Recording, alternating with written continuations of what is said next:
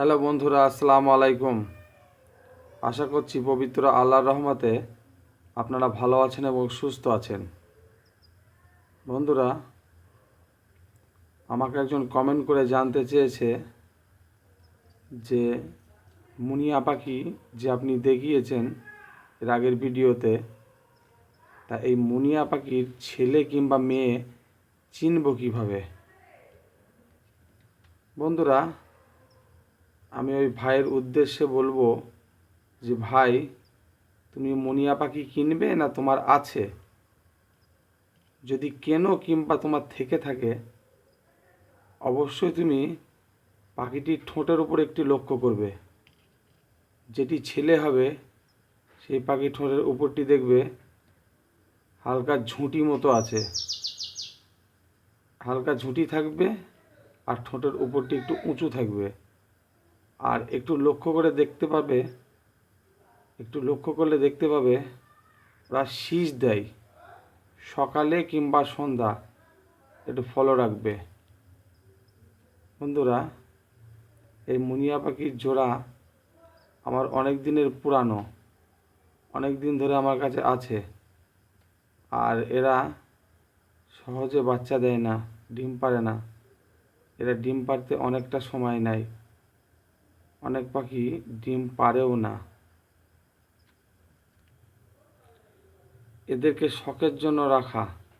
আর যদি মনে করি যে এর ডিম নেব, তা অনেক ঝামেলা পোয়াতে হবে, অনেক মেডিসিন ইত্যাদি ইত্যাদি এদেরকে প্রয়োগ করতে হবে।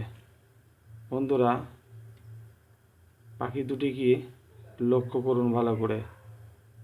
সামনের দিকে যে পাখিটি আছে ওটিকে লক্ষ্য করুন।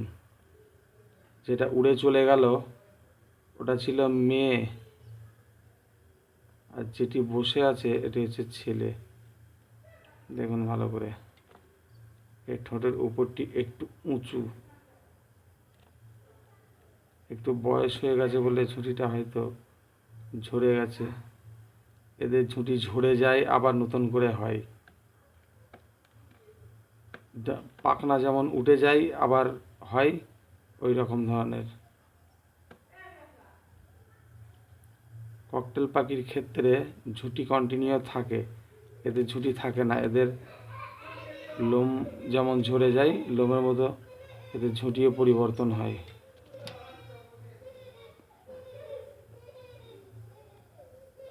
দেখুন ভালো করে, এটি হচ্ছে পুরুষ।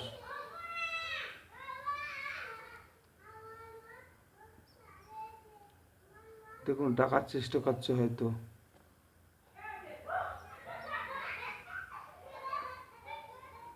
আমি আরো ভালো করে দেখানোর চেষ্টা করছি। ঠোঁটের উপরটি লক্ষ্য করুন, দেখুন উঁচু।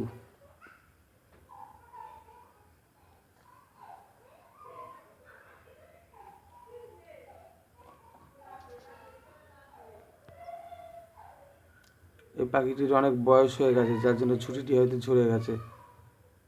আর একটি উড়ে এলো।